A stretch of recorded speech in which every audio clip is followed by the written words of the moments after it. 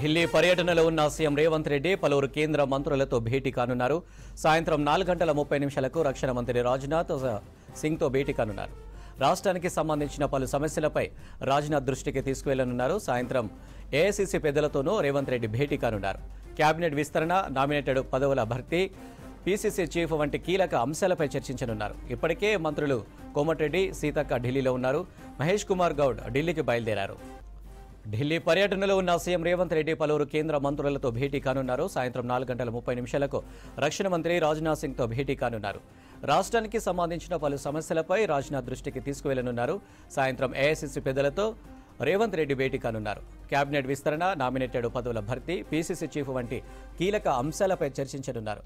ఇప్పటికే మంత్రులు కోమటిరెడ్డి, సీతక్క ఢిల్లీలో ఉన్నారు. మహేష్ కుమార్ గౌడ్ ఢిల్లీకి బయలుదేరారు. రైట్గా సీఎం రేవంత్ రెడ్డి ఢిల్లీ టూర్కు సంబంధించి మరిన్ని డీటెయిల్స్ మదార్ లైవ్లో అందిస్తారు.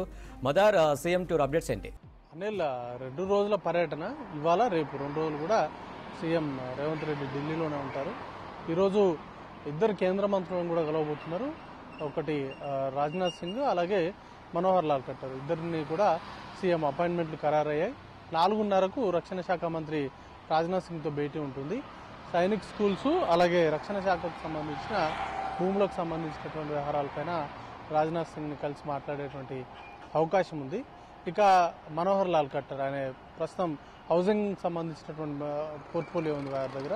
తెలంగాణకు సంబంధించి ఇండ్ల నిర్మాణాలకు సంబంధించిన అంశాలపైన కూడా వారితో మాట్లాడేటువంటి అవకాశం ఉంది. ఇక పార్టీకి సంబంధించి కొంతమంది కీలక నేతలను కూడా కలిసేటువంటి అవకాశం ఉంది. ఇప్పటికే పీసీసీ అధ్యక్షుడి మార్పుకు సంబంధించి చర్చ నడుస్తూ ఉంది. ఈ నెల 27 తోటి పదవీకాలం అనేది కూడా ముగుస్తుండడంతో పీసీసీ అధ్యక్ష పదవికి సంబంధించినటువంటి అంశంతో పాటు క్యాబినెట్ ఎక్స్పాన్షన్ పైన కూడా రకరకాల ఊహాగానాలు నడుస్తున్నాయి. 6 పోస్టులు అనేది కూడా 6 పోర్ట్ఫోలియోస్ అనేది కూడా ఇవ్వాల్సినటువంటి పరిస్థితి ఉంది. కాబట్టి వాటికి సంబంధించినటువంటి అంశాలతో పాటు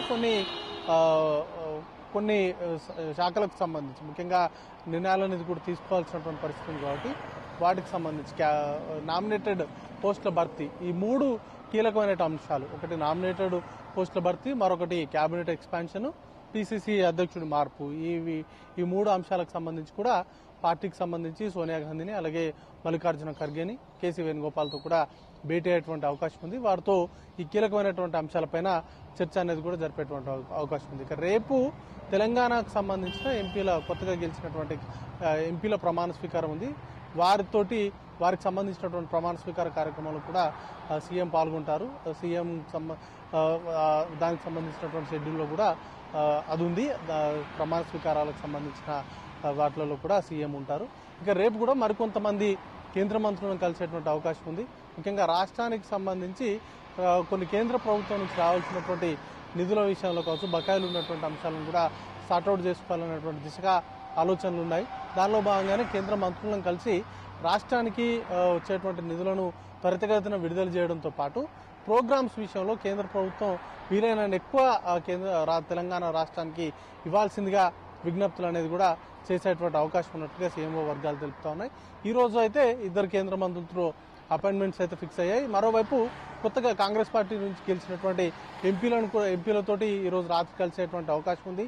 పార్లమెంట్ సమావేశాల్లో ఏ విధంగా ఉండాలి, తెలంగాణ వాణి ఏ విధంగా వినిపించాలనే దానిపైన కూడా కీలకంగా వారికి దిశానిర్దేశం చేసేటువంటి అవకాశం ఉన్నట్టుగా తెలుస్తా ఉంది. అనిల్.